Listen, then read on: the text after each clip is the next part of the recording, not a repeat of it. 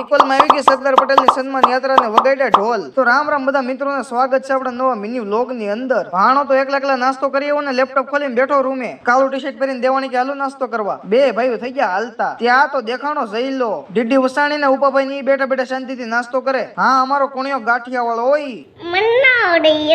નાસ્તામાં તો અલગ અલગ વેરાયટી રાખી હતી એટલે લાઈન થઈ ગઈ હતી લાંબી. ભૌતિક ભાઈ તો લઈ આવ્યા બટાટા પૌવા ખવડાવ્યા મને ને કાનાને કે લાઈક કરી દેજો બધા. દીપો કે મિત્રો નાના છોકરાઓની કલાકૃતિ તો તમે જુઓ. દીકુલભાઈ કે ઘરની અંદર પાર્કિંગ છે એટલે પાર્કિંગ તો બહુ મોટો આપડી ફોર્ચ્યુનર ગાડી હમાઈ જવાની. આપણે તો હવે નીકળી ગયા સરદાર પટેલની સન્માન યાત્રા જોવા. રોમિલભાઈ ની ગાડી અહીં ધૂળ ખાઈને ભંગાર થઈ ગઈ. દીકુલભાઈ તો ફોર્ચ્યુનર ગાડી કાઢી હો ને ગાડી લઈને નીકળી ગયા બધા ભાઈઓ. સરદાર પટેલ સન્માન યાત્રાની તૈયારી શરૂ થઈ ગઈ ને ઢોલ વાળા તો બોલાવા મળ્યા બાકા ઝીકી. ભાઈ ફૂલથી શણગારે જીસીબી ને ક્રેન. ત્યાં તો એન્ટ્રી મારી રાવણીભાઈ ડોને. પણ આ બધા જીસીબી ના પાવડા ઉપર કેમ ચડી ગયા? યાત્રા જોવા થઈ ગયા બધા ભેગા. લોખંડી પુરુષ સરદાર પટેલ ની યાત્રા આવી. લહેરાયો તિરંગો. ઈ અમારા રાવણીભાઈ ને કેતનભાઈ ની મોજ. અને પછી તો ભાઈ કર્યો વરસાદ. આઈ એમ દર્શિતભાઈ કોરાટ પણ યાત્રાની હારો હાર હતા. સરદાર પટેલ ને હાર પહેરાવા આવી ગયા બધા કેળવણ ધામ વાળા. હમણાં નવરાત્રી આવે છે એટલે વ્લોગમાં બોલશે બાકાજી કી તો ફોલો કરતા જજો.